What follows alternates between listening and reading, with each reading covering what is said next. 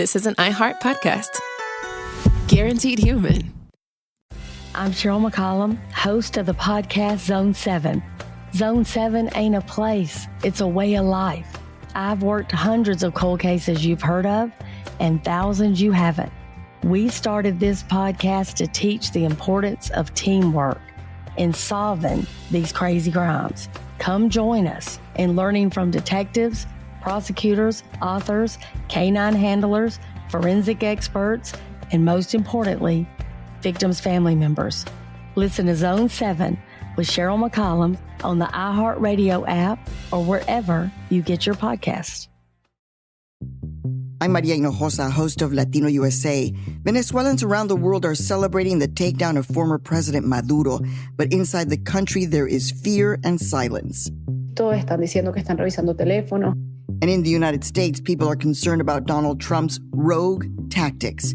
Listen to Latino USA, the fall of Maduro and the rise of an unconstrained Trump. That's on your iHeartRadio app, Apple Podcasts, or wherever you get your podcasts. Hi, Kyle. Could you draw up a quick document with the basic business plan, just one page, as a Google Doc, and send me the link? Thanks. Hey, just finished drawing up that quick one-page business plan for you. Here's the link. But there was no link. There was no business plan. I hadn't programmed Kyle to be able to do that yet. I'm Evan Ratliff, here with a story of entrepreneurship in the AI age. Listen as I attempt to build a real startup run by fake people. Check out the second season of my podcast, Shell Game, on the iHeartRadio app or wherever you get your podcasts. 14 years in prison for killing a young woman. A 15-year sentence for a crash that caused 3 deaths. 12 and a half years for killing a child and critically injuring her mother. All true stories, all caused by marijuana-impaired drivers. No matter what you tell yourself, if you feel different, you drive different. So, if you're high, just don't drive. Brought to you by NHTSA and the Ad Council. We've all heard about ANTM's controversies, race-swapping challenges, dangerous photo shoots, and we'll get into all that later in the season. But I want to tell you about one controversy that only the real fans know about. And it's the most telling of them all. It happened to one model who told me her story. I'm Angelea Preston. I am from Buffalo, 716 all day. People may remember me from America's Next Top Model, Cycles 12, 14, and 17, the original winner of Cycle 17 All-Stars, period. But if you look it up, Lisa D'Amato is the official winner of Cycle 17. So what happened? Well, to understand Angelea's story, the first thing you need to know is how hard she worked to even get cast on ANTM. It was Angelea's dream to be on the show. She auditioned 3 times before making it. The first time, Angelea didn't even get a call back. The second time Angelea sent in an audition tape, the producer called me, was like, we want you to come to New York City. Had never been to New York. So I go down there and I had nowhere to sleep. I was just a girl with a dream. Like, come on, let me just go down here. This is my chance to see the casting director. Slept in the Port Authority in the stall. It was so gross. Yes. I was so hungry for it, girl. Angelea always knew she wanted to be a model. As a kid, she was teased for being tall and skinny. She knew in the modeling industry, her body type would be celebrated. Plus, she experienced a personal tragedy after her first audition that made her want it even more. I ended up getting pregnant with my daughter. So I kind of like put that dream on hold and was just like, okay, I'm gonna just be a mom. Maybe the modeling ain't for me. My daughter passed away not too long after she was born, and this was in 2007. So I kind of took that as a sign, like maybe I'm not supposed to be a mom yet. And then that's when I auditioned again. That was Cycle 12. She didn't make it on the show. During the auditions, she got into a huge argument with another contestant. And I showed my ass in Vegas and got sent the fuck home. I got sent home. I was wilding. But Angelea was determined to make it on ANTM. So she auditioned again and finally made it into the house on Cycle 14.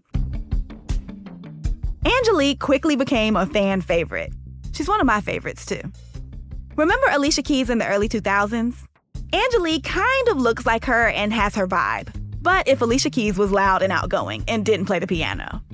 But you get it, the same kind of homegirl vibe. And Angelea's hilarious. When I interviewed her, it was our first time meeting, but it felt like I was talking to an old friend. You ever met someone and just felt like they were born to be famous? That's Angelea. But all the controversy around her All-Star season overshadowed her charisma and talent. Before All-Stars, when she was on Cycle 14, Angelea did well. She made it to the Final Four. But she was still a little rough around the edges. She got into it with a few girls on her season. Bitch, puppet. It's uneducated. I'm uneducated? I don't know, are you? Why am I uneducated? You know what, I really don't have time to waste. I went to a Red Book top 150 school, good. bitch. Look it up. That's nice. And my name is Brenda, not bitch. It's really unfair that people assume that I'm uneducated because I talk this way. You uneducated and you ignorant and you rude. When the judges eliminated her on Cycle 14, they said they were worried ANTM would be the end for her, not the beginning. But not too long after, producers reached out to invite her back on for Cycle 17. It would be ANTM's first and only All-Star season. They invited former ANTM contestants to compete against each other for the title of America's Next Top Model. This is an opportunity to do it right this time. And they're talking about the format is going to be different for All-Stars. They're going to be branding us as celebrities, and you're going to get paid. Angelea decided to do it.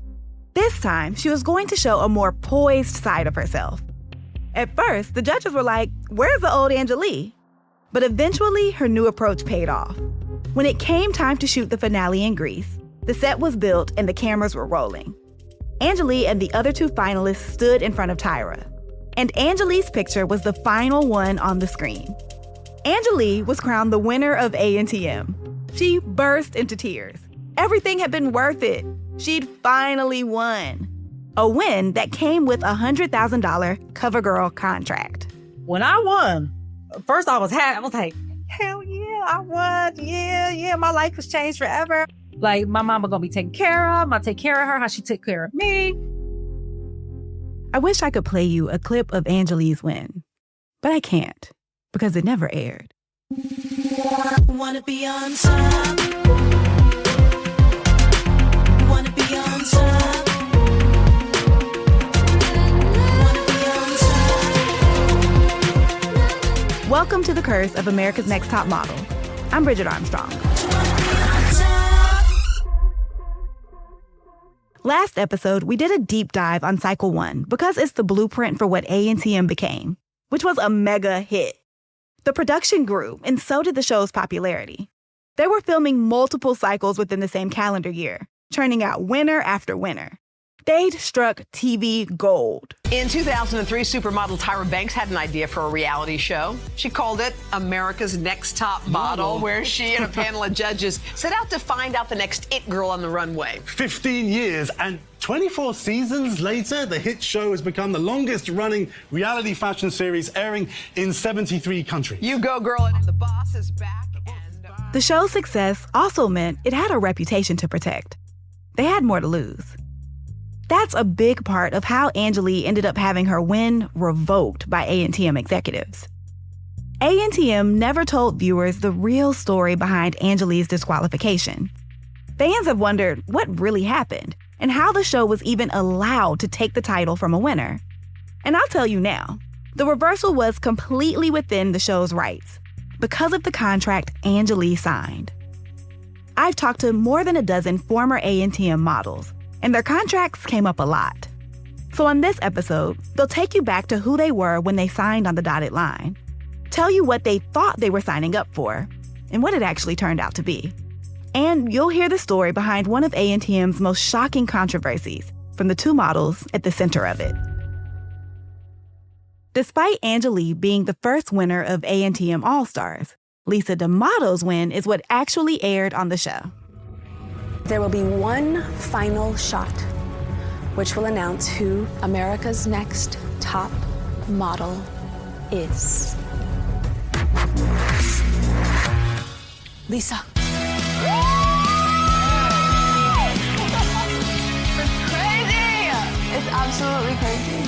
You deserve this, Lisa.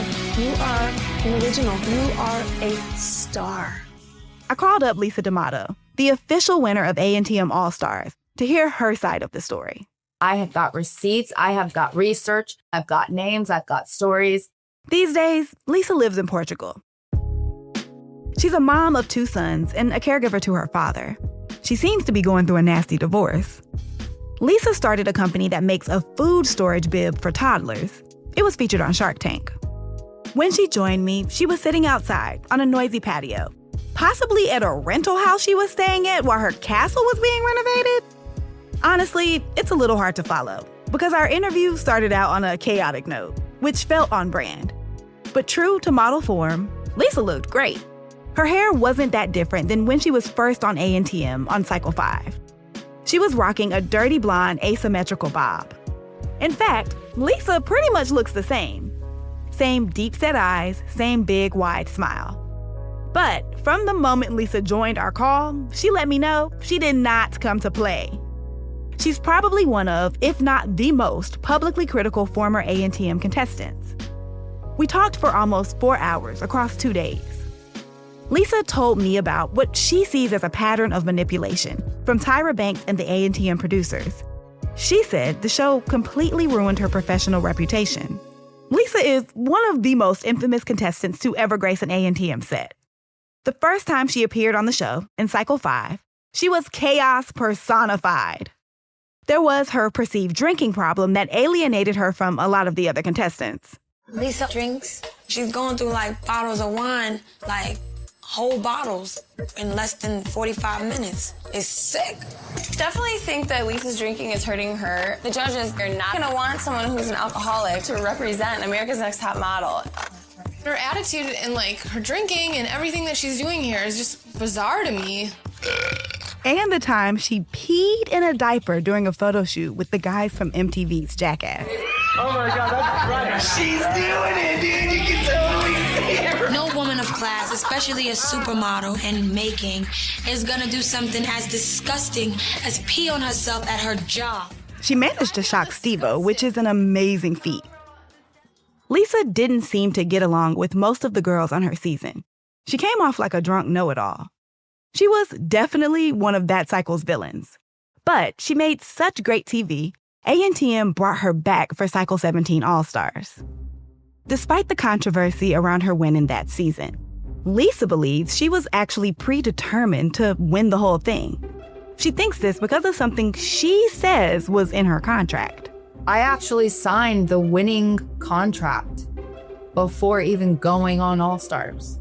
My manager was told by production that every girl signed the winning contract. And I asked some of the girls while we were filming, and they said no. I was set up to win from the very beginning.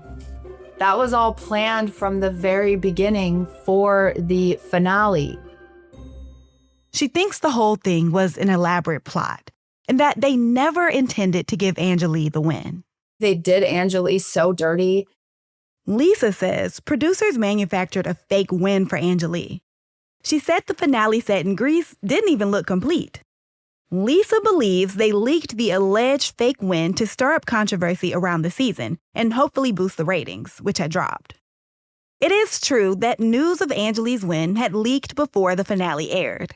An ANTM producer told me that was the real reason the show picked a new winner and reshot the finale. They were worried no one would watch the season if they already knew the outcome. But Angelea told me neither of those stories are correct. She told me she leaked the information about her win after it was revoked. According to Angelea, the real reason ANTM producers stripped her of her win is much more disturbing. She says shortly after filming ended, she got a call. A week or two later, somebody from the network production called me and was like, they want to have a meeting with you. And they basically told me, we can't air you as the winner because you violated your contract. There's a rumor that Angelea was disqualified because she spoke publicly about her win before it aired. The contract explicitly forbids contestants from doing that. But Angelea says she didn't violate this part of the contract because remember, she says she didn't leak her win until after it was revoked.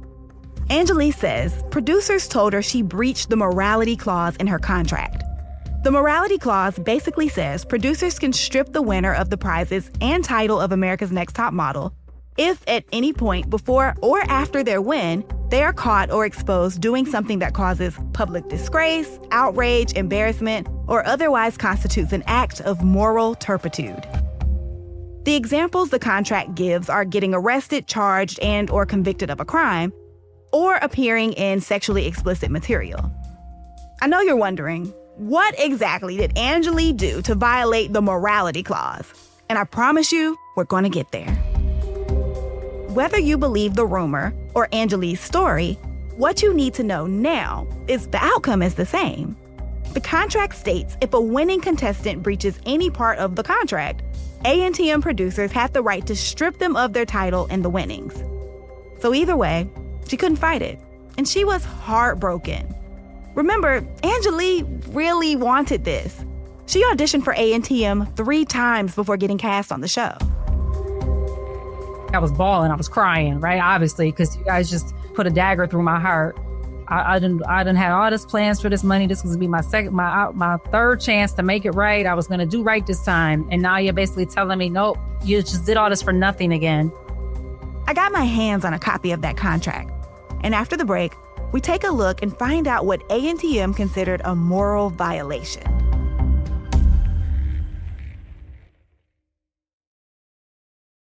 Hi, Kyle. Could you draw up a quick document with the basic business plan, just 1 page, as a Google Doc, and send me the link? Thanks.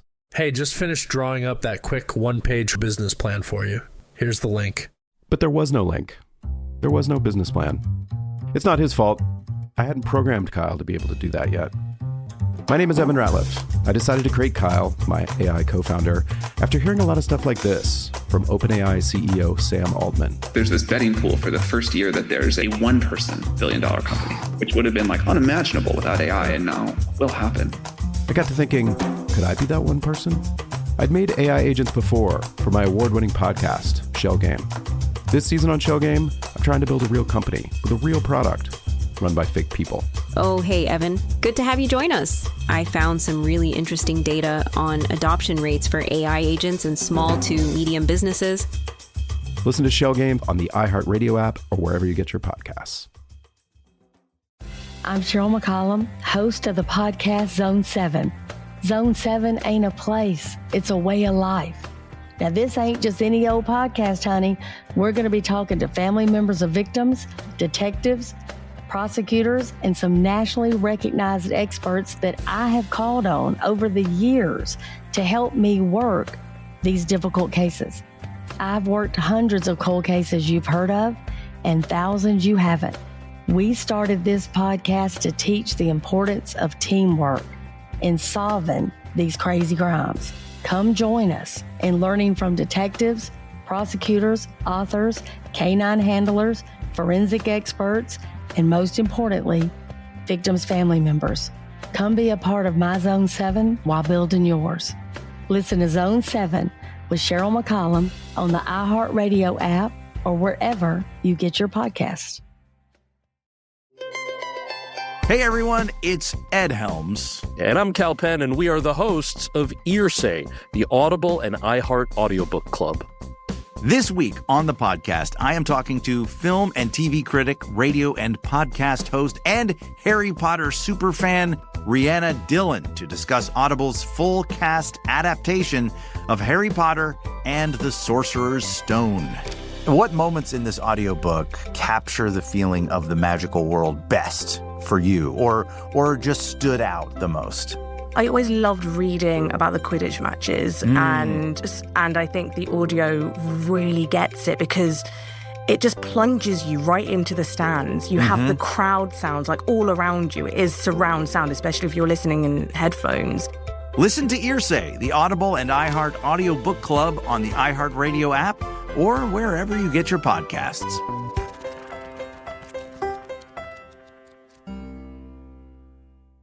The moments that shape us often begin with a simple question.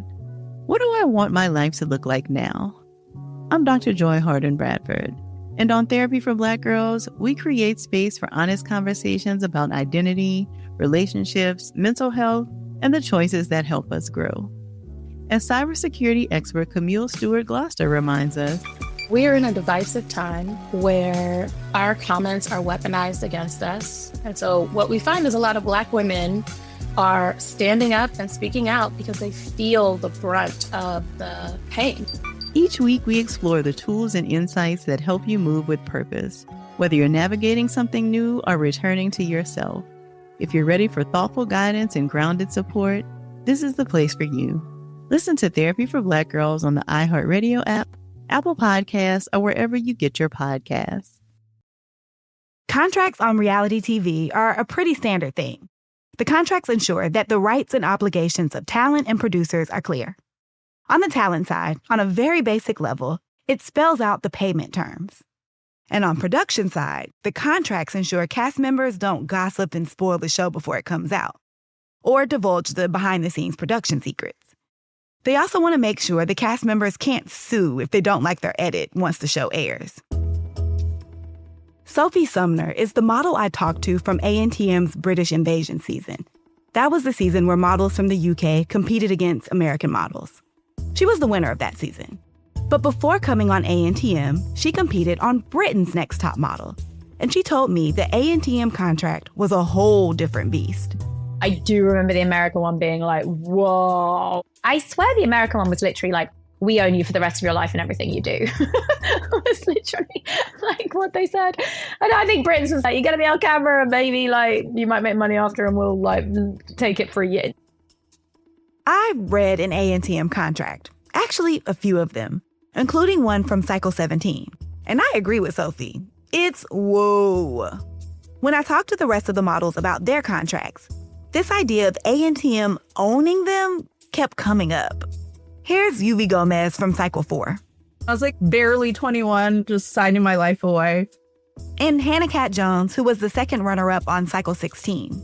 It felt like I was signing my soul away. And I thought about how the opportunity would be life-changing. So life-changing that Hannah looked the other way on a particularly concerning clause in the contract. And another thing that was in the contract that I always remember standing out was if something happened to me on the show, if I got injured or even died, my family wouldn't be owed anything. If you're thinking, well, that probably just meant Hannah couldn't sue the show should something happen. I'm sure ANTM had insurance to cover the contestants if they were hurt. You would be wrong. The contract made the contestants acknowledge that they were personally responsible for maintaining accident and health insurance to cover any bodily injury they suffered on set, while traveling, or in housing provided by producers. Contestants had to acknowledge they were responsible for insurance to cover short and long-term disability, and any insurance that would cover their deaths. They also had to irrevocably waive their right to sue the other contestants, the producers, the production company, the network, and its subsidiaries, should physical, emotional, or mental injury occur. Or should they, die because of something that happened on an ANTM set. Which is kind of wild when you remember that on Hannah's season, they did a photo shoot with live bees, a photo shoot in an actual landfill, and a runway wearing gloves that had been set on fire. Sarah Hartshorn competed as a plus-sized model on Cycle 9. She recently wrote a tell-all book about her experiences on ANTM. She has a lot of perspective about ANTM now. But when she signed up for it, she didn't understand what she was getting into. At the time, we knew we were signing our life away, but I'm not sure I had the prefrontal cortex to really understand the ramifications of that. Sarah told me she wasn't the only one who had to sign. Anyone she planned to talk to while in the house also had to sign a contract. If you wanted to be able to call anyone on the phone while you were there, you had to have them basically sign their life away too. My boyfriend, my friends. I talked to my grandpa every week and he was like, I can't sign this. I can't. And I was like, no, I know you're signing your life away. And he's like, no, you're signing your life rights away. You understand that? And I was like, I do not. Sarah's granddad was referring to a part of the contract that gave ANTM the right to depict Sarah any way they wanted to, wherever they wanted to, or whenever they wanted to. Here's something strange UV remembers in her contract. It said something wild, like we cannot talk about it on this planet or any other planet. It was something so odd. I was like, do they know something that we don't know? Actually, I want to read you the part of the contract UV and Sarah are talking about. So here are some verbatim quotes. And bear with me, y'all. This might be one of the longest sentences you've ever heard. I irrevocably grant and release Pottle. Pottle is Tyra and Kim Mock's production company. In perpetuity and throughout the universe, the exclusive right to depict, portray, and represent me and my life and all episodes, exploits, events, incidents, situations, and experiences contained in or associated or related to my life, including, without limitation, my experiences in connection with the program, my life story. And yes, it actually says life story in the contract. And the material in theatrical motion pictures, television programs and series, theatrical stage presentation, radio, internet websites, programs and presentations, other audio, visual, and or print productions, books, and other print publications, the production, reproduction, exhibition, broadcast, distribution, advertising, promotion, and other exploitation of the productions in any and all media, whether now known or hereafter devised. Whew. Now, this didn't mean that after the show, ANTM could barge into the contestants' home and film them eating dinner. What it meant was that any footage ANTM got of the contestants, whether it aired or not, could be used however and whenever ANTM wanted. And here's something disturbing. They could even use footage of the contestants partially clothed or naked, whether they were aware or unaware of such videotaping. To this day, Tyra and Kim Mock's production company could use old ANTM footage and edit it in any way they wanted to, and the contestants can't sue.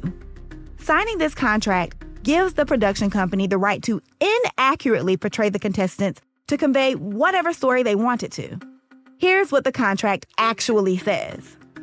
Pottle and producers may depict and portray me and my life story either accurately or with such liberties and modifications as producers determine necessary in their sole discretion for the purposes of fictionalization, dramatization, or any other purposes, including, without limitation, to achieve a humorous or satirical effect, and by means of actors who may or may not resemble me. Remember now, this is a reality TV contract. I asked a few crew members about this actor clause, and to my knowledge, the show never actually passed off an actor as one of the contestants. But let me explain a situation in which they could have used this clause. On cycle 4, according to a contestant, she had a loved one in a car accident and she wanted to leave. The show asked her to stay for a few days so they could make a plan for writing her off. So she stayed until the next elimination, where, of course, she was sent home. Now, one of the things the contract doesn't allow the show to do is physically restrain contestants or keep them on set when they're asking to leave. So if she had insisted on leaving the minute she got the news, legally, the show could have replaced her with a lookalike or a look similar. Now, signing this contract might sound worth it if you wanted to use your newfound fame to become a public figure. But there was a catch. ANTM contestants told me they couldn't derive money from the show for at least 10 years. They couldn't do a paid interview about ANTM, couldn't write a book about it, an article, make a YouTube video, anything for 10 years. The All-Star season seemed to have a shorter window, but most of them were still under their contract from their first appearance. And there was an NDA. If you violated it, you could be fined up to $5 million. In Sarah Hartshorn's memoir, You Want to Be on Top, she recounts how producers practically threatened her with this NDA.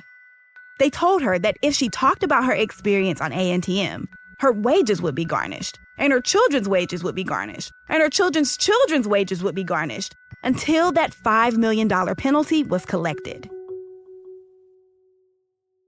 Here's Gina Turner, who made it to the final 2 on cycle 24 after being eliminated and brought back. A lot of people are given hush orders. A lot of people are forced to shut up. We have a contract that states if you breach it, if you speak out, I don't know about other past contestant cycles. Mine was a contract breach of $4.5 million. Like, where do you think I'm going to put $4.5 million? Barely any supermodels to this day even make that amount of money. But it's like they use more of scare tactics and threatenings via the contract to, I think, convince people not to talk and not to speak. You may be wondering, who in their right mind would sign this contract? And the answer is kids. These were naive teenagers and 20-somethings who were being offered the false promise of a career in the modeling industry. Sharon Brown was the first person eliminated on Cycle 11. She was really cute, with big bright eyes and an infectious smile. She looked super young, because she was. She was 18, but she hadn't even graduated high school when she was on the show. I missed my prom, my graduation, all the senior festivities and everything to be on America's Next Top Model. And actually, the day that I got eliminated was the day of my graduation. Sarah Hartshorn was in college, but she'd barely watched television when she signed up for ANTM. I was 18 when I auditioned and 19 when we shot the show. I am from a town of 765 people. My graduating class was 15 kids. There is no TV in my hometown. Still to this day, you can't get regular cable because the cables don't reach. It's too high up the mountain. And so I didn't know anything. You know, I had never seen any reality TV. Sarah went to college in Boston, and that's when she was introduced to TV and ANTM. She remembers going to the casting call and being told to do her best runway walk. They were saying, well, you've all seen models walk the runway. And I realized that the only models I'd ever seen walk a runway was like the one season of Top Model that I'd watched before I was on the show. Kenya Hill was a finalist on Cycle 4. I remember Kenya. She was my pick to win. When I was watching her season, I was 16. And to me, Kenya looked like a sophisticated adult. She had that sharp jawline and 1,000-watt smile that made her look like she belonged on a college brochure. I didn't realize it back then, because to a high schooler, a college student looks like a sophisticated adult. But when Kenya was on the show, she was barely older than me. I was 17 years old. I was a freshman in college, and I was living on campus. I actually auditioned for Top Model twice. I did the first audition while I was living in my dorms at school, and I had to go rent a VHS recorder. Okay, we're talking ancient times.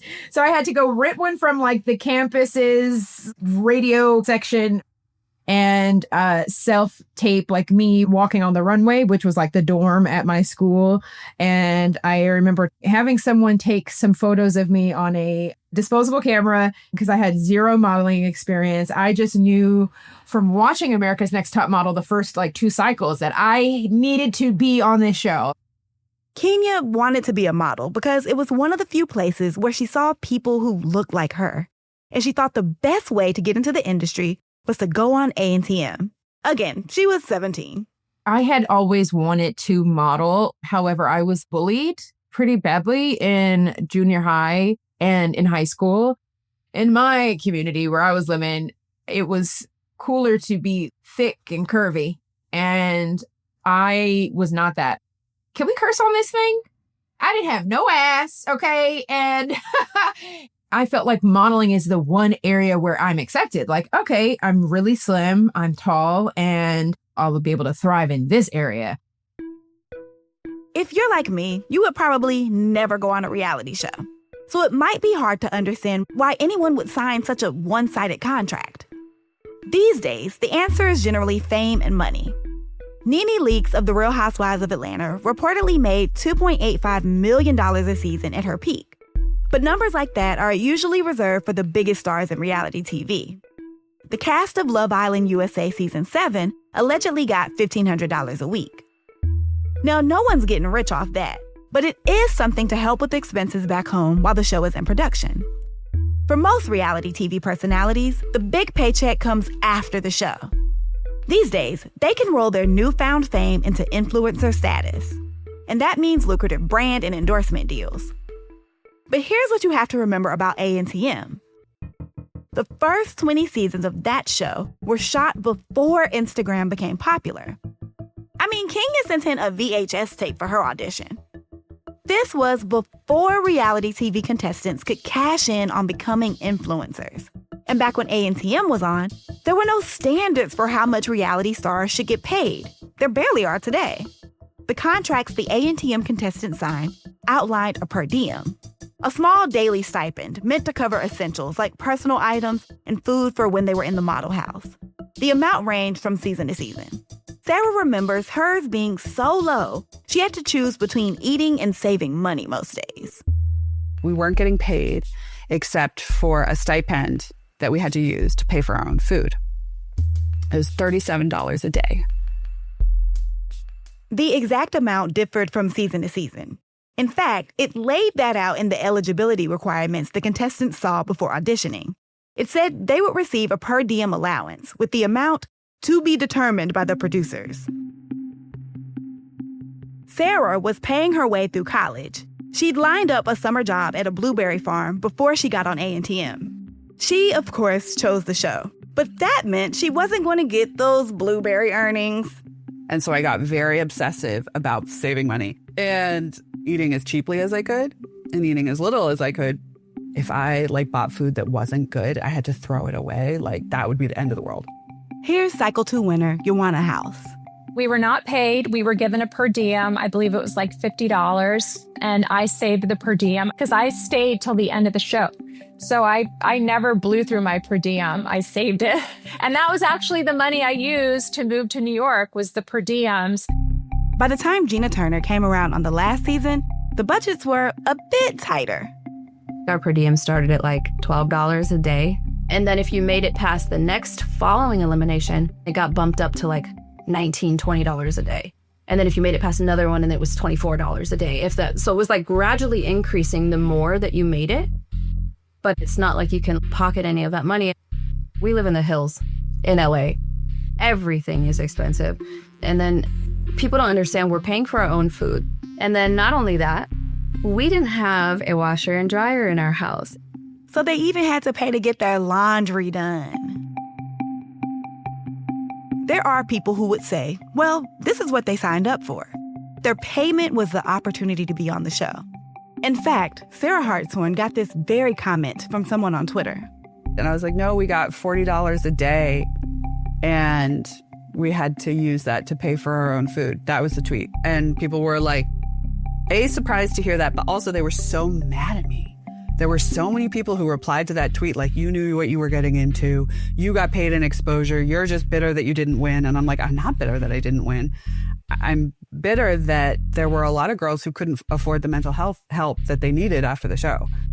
I've been so surprised by the backlash when I have said that I think we deserve to be paid. It feels so not controversial to say I think people should be paid for their work.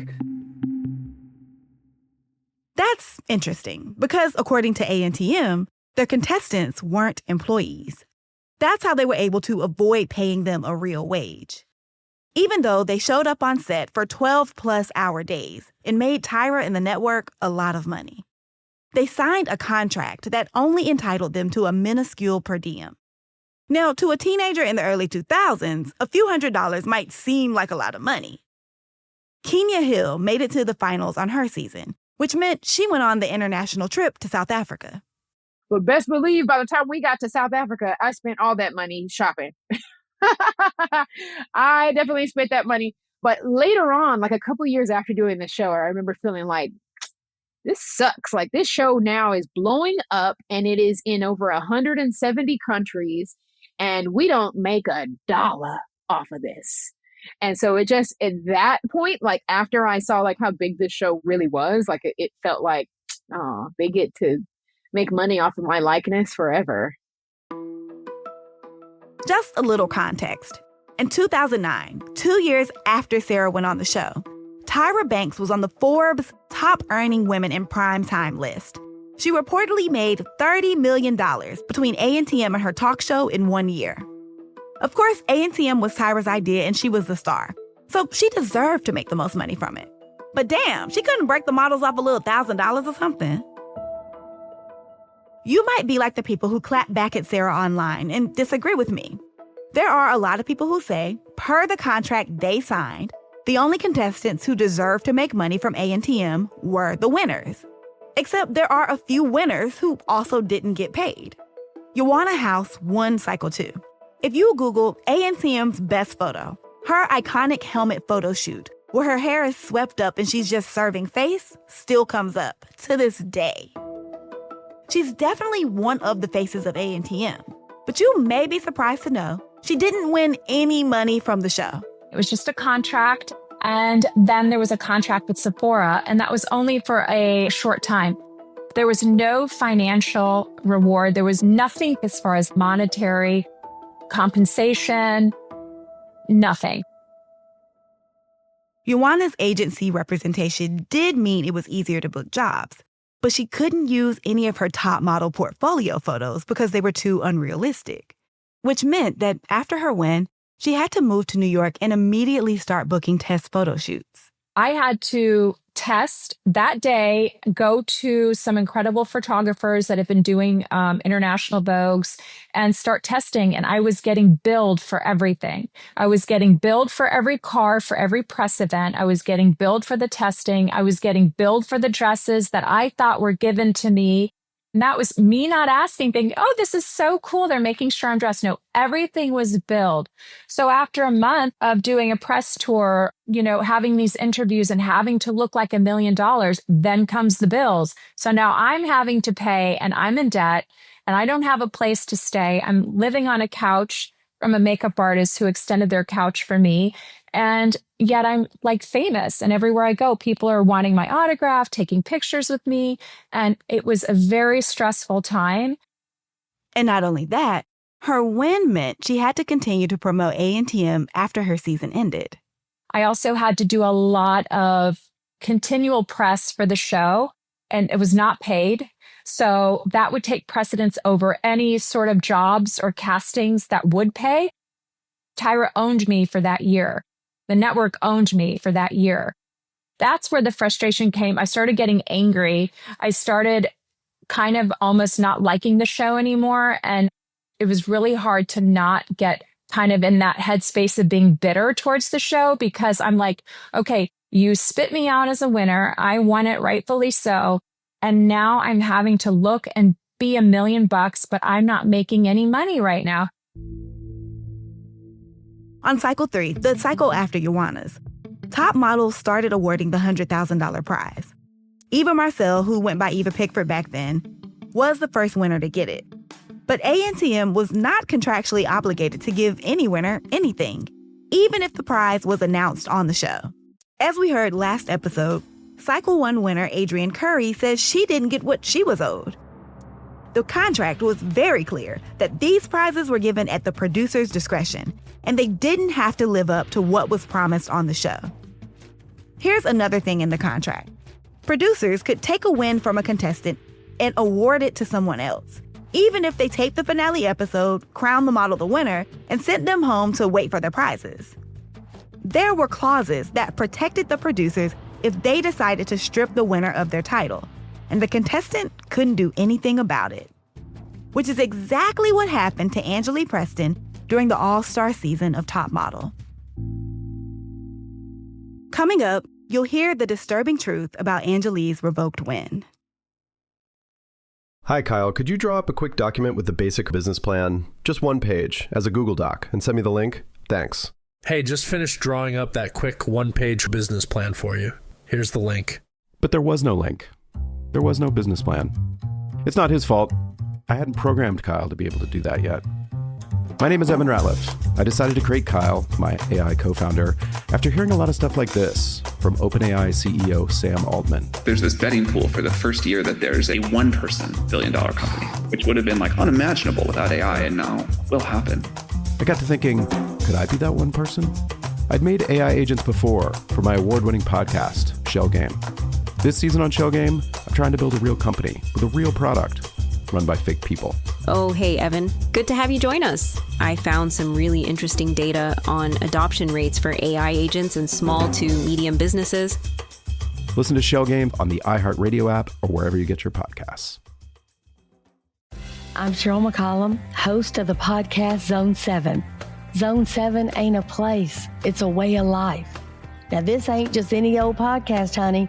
We're going to be talking to family members of victims, detectives, prosecutors, and some nationally recognized experts that I have called on over the years to help me work these difficult cases.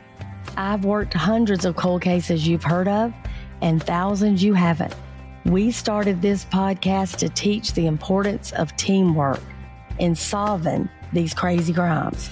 Come join us in learning from detectives, prosecutors, authors, canine handlers, forensic experts, and most importantly, victims' family members. Come be a part of my Zone 7 while building yours. Listen to Zone 7 with Cheryl McCollum on the iHeartRadio app or wherever you get your podcasts. Hey everyone, it's Ed Helms. And I'm Cal Penn, and we are the hosts of Earsay, the Audible and iHeart audiobook club. This week on the podcast, I am talking to film and TV critic, radio and podcast host, and Harry Potter superfan, Rhianna Dillon, to discuss Audible's full cast adaptation of Harry Potter and the Sorcerer's Stone. What moments in this audiobook capture the feeling of the magical world best for you, or just stood out the most? I always loved reading about the Quidditch matches, and I think the audio really gets it because it just plunges you right into the stands. You have the crowd sounds like all around you. It is surround sound, especially if you're listening in headphones. Listen to Earsay, the Audible and iHeart audiobook club on the iHeartRadio app or wherever you get your podcasts.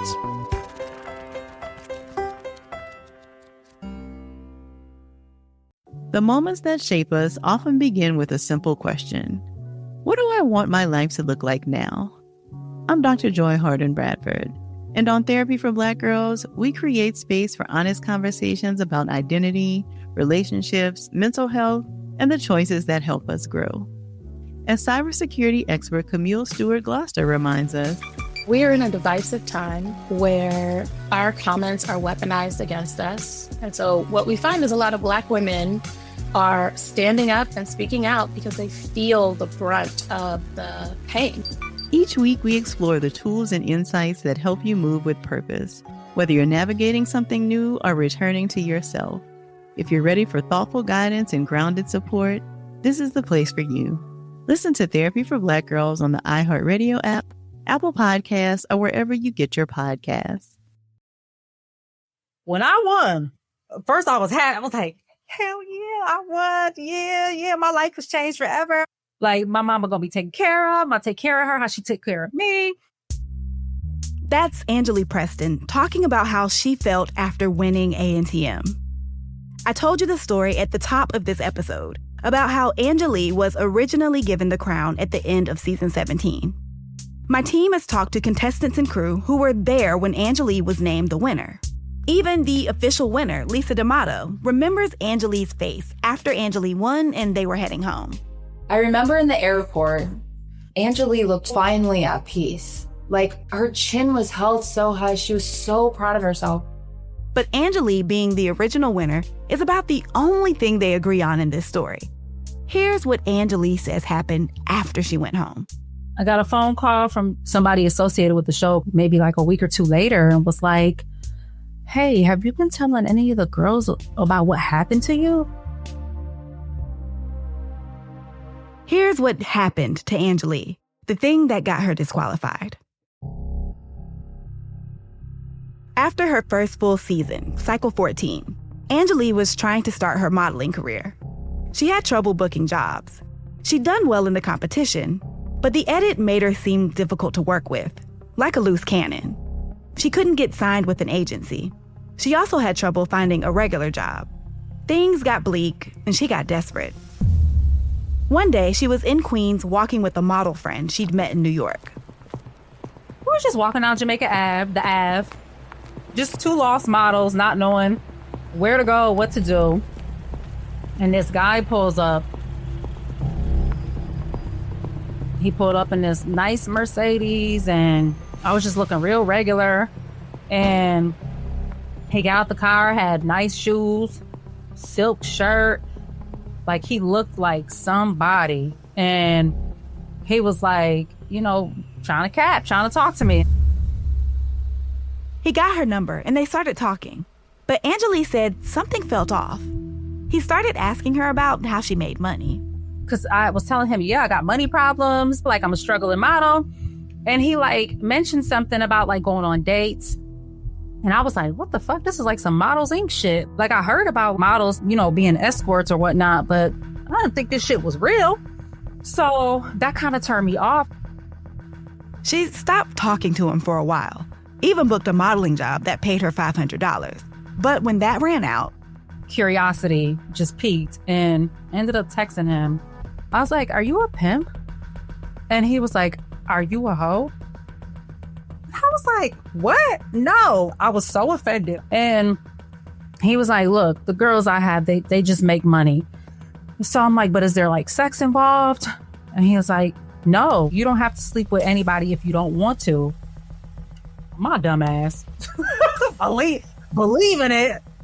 Oh my God, a world where you go on dates with guys and they just give you money because you're beautiful. Angelea was 25 at this point, but she told me she was really naive. Buffalo was a small town compared to New York City, and she was about to become a cautionary tale. I ended up meeting two of his girls. They were in this ritzy Manhattan hotel. One of the girls had a cute little dog. They had Louis bags. Oh, they were giving makeup, hair, Louboutin shoes, Rolex. And I'm like, dang, these girls ain't got to sleep with these guys to get all this. I could do that. I could be pretty and go on dates and get the bag. She told Silk Shirt she was down. We ended up flying to North Carolina, and I didn't tell anybody what I was doing, because I was like, well, I'm just going on a modeling trip, because I don't want nobody to worry. Because at the time I wasn't worried myself. And when I got there, the same two girls I had met, they were they're going to the strip club. They were going there to pick up clients. And I was like, I don't want to go to the strip club. And so they looked at me like I was crazy. I didn't have a choice. The one girl was like, I don't know what you think this is, but he is going to expect you to work. And I'm like, work? And they were like, yeah. And I'm like, huh. So y'all be having sex with these people for money. What the fuck did I get myself into? So I'm like, okay, well, I don't got no money. I'm already here. I can't get signed. I done gave up on modeling. I had given up on my dream. I thought it was over for me with the modeling. And I'm like, shit, I need money and I'm here. Why not? I don't want to tell anybody, look, I done got in this situation because it was embarrassing. And I didn't want people to be worried. And I didn't want people to be like, I'll pay for your ticket home, because I'm like, well, I'm gonna go back to New York and then I got nothing. I'm back to square one anyway. So I might as well try and make some money. Angelea was so lost and dejected, she didn't even think about the danger she was in. Not even just putting my body on the line, but just meeting up with strangers, no protection. I could have been killed. The fear only started kicking in when they went to Vegas and she was worried about getting arrested. I didn't, of course, want people to know. I didn't want to go to jail. This girl's on Top Model and now look at her out here doing this crazy shit, right? She told Silk Shirt she wanted out. He said, I'm going to pay for your flight to go back to New York, but you have to work. Angelea didn't have the money to leave on her own.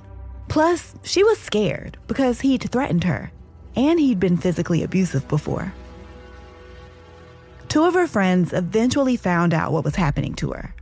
One of those friends lived in Vegas. Angelea had actually met her on Top Model. She won Angelea's season. That friend got Angelea to call her sister and tell her what was going on.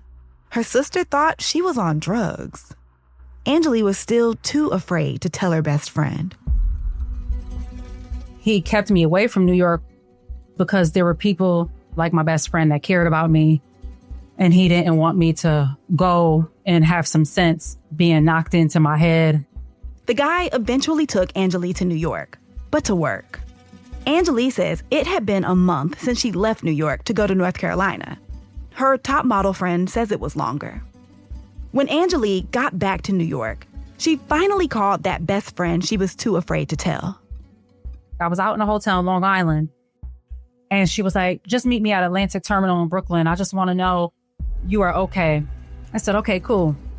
I said, I got my bag here, though. She said, just leave your bag. Just leave your bag. I'll take it over, get it. So I took the Long Island Railroad, went to go meet her.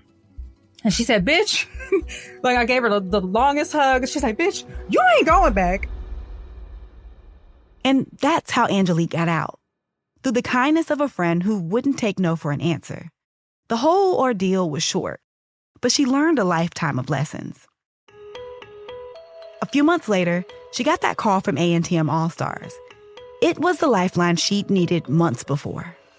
Angelea signed on to do the season, but she was worried the producers would find out about that chapter in her life. That fear was confirmed when she met up with casting director Michelle Mock. Ended up having to go to LA to meet with Michelle.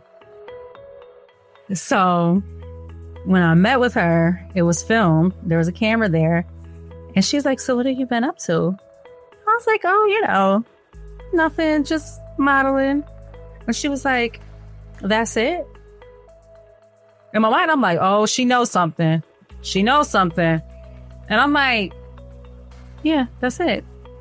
And she flat out asked me, was I being pinned? Angelea lied, told her no, because she thought if she told the truth, they wouldn't let her back on the show. But her mind started racing to figure out who snitched. Remember I said 2 of her friends knew about the situation when she went to Vegas? Well, the one who'd been an ANTM contestant with Angelea said she reached out to top model producers, crew members, Tyra's assistant, and Tyra herself to try to get Angelea out of that situation. The friend said she didn't get much of a response. So this was Angelea's first time hearing that anyone from the show, other than her friend, knew anything about what she'd been through.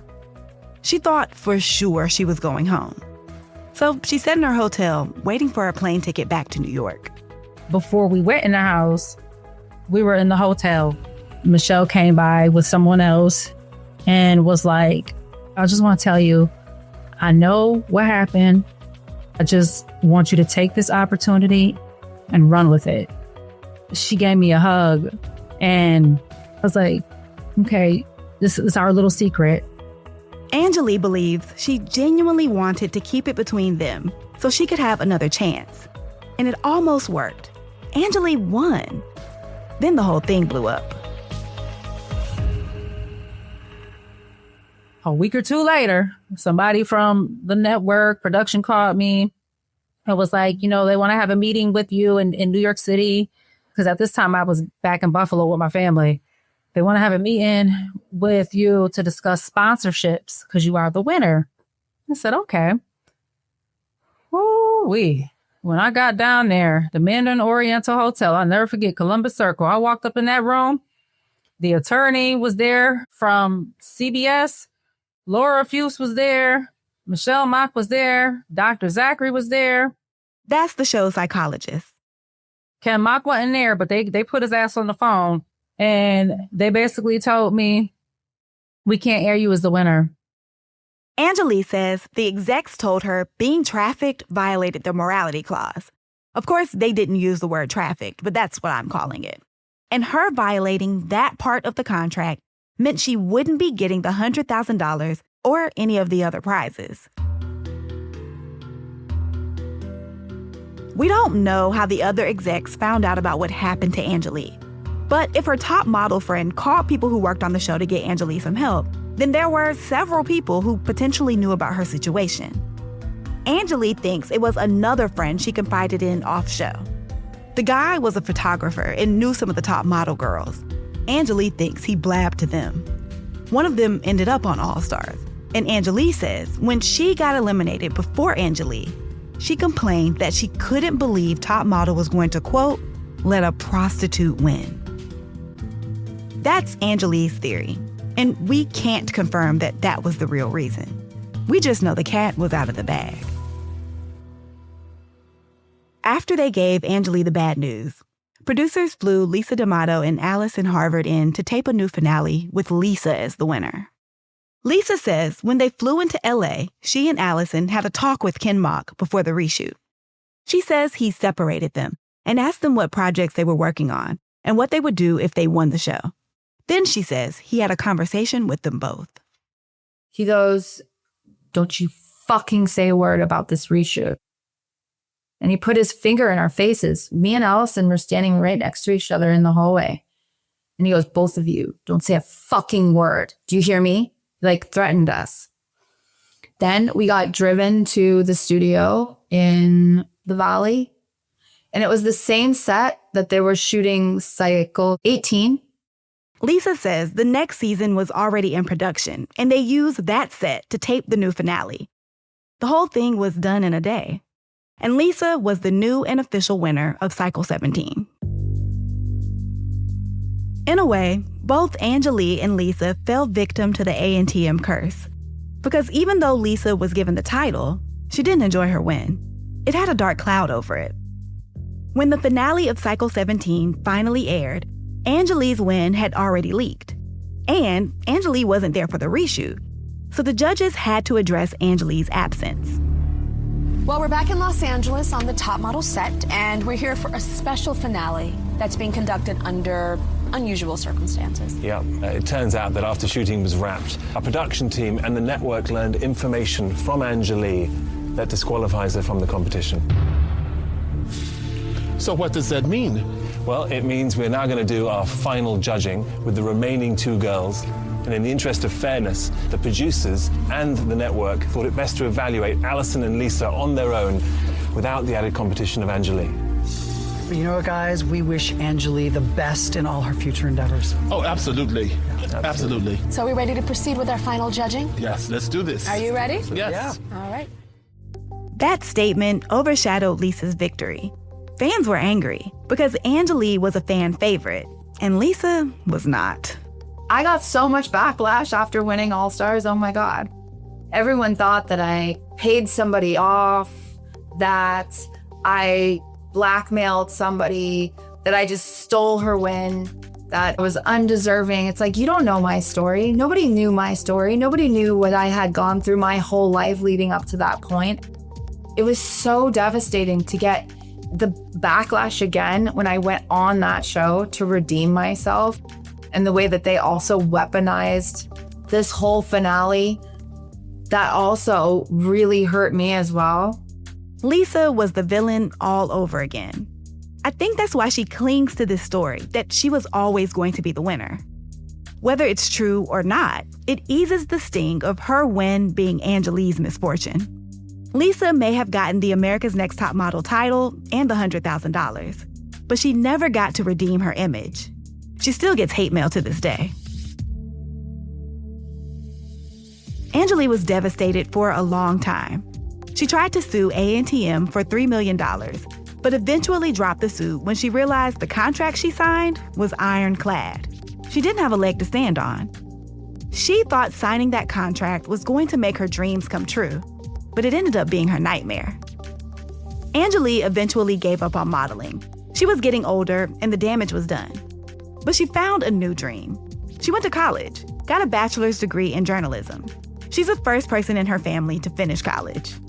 After graduation, she got a job as a host and reporter at her local public radio station. Today, she's a working journalist and a mom in her hometown, the 716, Buffalo, New York. I don't think Angelea, Lisa, or any of the other models I spoke with thought their ANTM journeys would end up like this.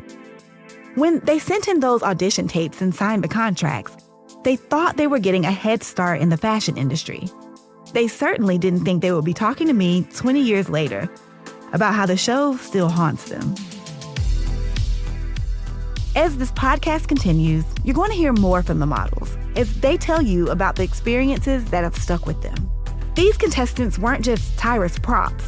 They were real people whose NDAs have finally expired. And they want to tell their side of the story. On the next episode, we're going to get into one of the most disturbing parts of ANTM's casting process. I'm talking about the psychiatric evaluations. Psych evals are standard in reality TV. They're used to make sure a potential cast member is mentally capable of handling the stress of being on reality TV. But what I've been told about ANTM psych evals raises serious ethical questions. Contestants told me about deep personal trauma they shared that was later used by producers to manipulate them. I've also heard about possible bias that kept certain contestants out and let others slip through the cracks, some of whom met tragic ends after their time on ANTM. Thanks for listening to The Curse of America's Next Top Model. We really appreciate the support. We'd love for you to really show your support by subscribing to our show on Apple Podcasts. And don't forget to leave us a 5-star rating and review. If you love the show, tell your group chat, your coworkers, your friends, your mama to check us out. And if you don't, maybe keep that one to yourself. Thanks again to all of our listeners. The Curse of America's Next Top Model is a production of Glass Podcast, a division of Glass Entertainment Group in partnership with iHeart Podcasts. The show is executive produced by Nancy Glass, hosted and senior produced by me, Bridget Armstrong. Our story editor is Monique Laborde. Also produced by Ben Fetterman and Andrea Gunning. Associate producers are Alicia Key, Kristen Melcury, and Curry Richmond. Consulting producers are Oliver Twixt and Kate Taylor. Our iHeart team is Allie Perry and Jessica Kreincheck. Audio editing and mixing by Andrew Calloway and Matt Del Vecchio. The Curse of America's Next Top Model theme music was composed by Oliver Baines. Music library provided by Mod Music. Special thanks to everyone we interviewed for this podcast, especially the models for sharing their stories. And for more podcasts from iHeart, visit the iHeart Radio app, Apple Podcasts, or wherever you get your podcasts. Also check out the Glass Podcast Instagram, @Glass Podcast, for Curse of America's Next Top Model behind-the-scenes content and more. I'm Cheryl McCollum, host of the podcast Zone 7. Zone 7 ain't a place, it's a way of life. I've worked hundreds of cold cases you've heard of and thousands you haven't. We started this podcast to teach the importance of teamwork in solving these crazy crimes. Come join us in learning from detectives, prosecutors, authors, canine handlers, forensic experts, and most importantly, victims' family members. Listen to Zone 7 with Cheryl McCollum on the iHeartRadio app or wherever you get your podcasts. Hey everyone, it's Ed Helms. And I'm Cal Penn, and we are the hosts of Earsay, the Audible and iHeart audiobook club. This week on the podcast, I am talking to film and TV critic, radio and podcast host, and Harry Potter superfan, Rhianna Dillon, to discuss Audible's full cast adaptation of Harry Potter and the Sorcerer's Stone. What moments in this audiobook capture the feeling of the magical world best for you, or just stood out the most? I always loved reading about the Quidditch matches, and I think the audio really gets it because it just plunges you right into the stands. You have the crowd sounds like all around you. It is surround sound, especially if you're listening in headphones. Listen to Earsay, the Audible and iHeart audiobook club on the iHeartRadio app or wherever you get your podcasts.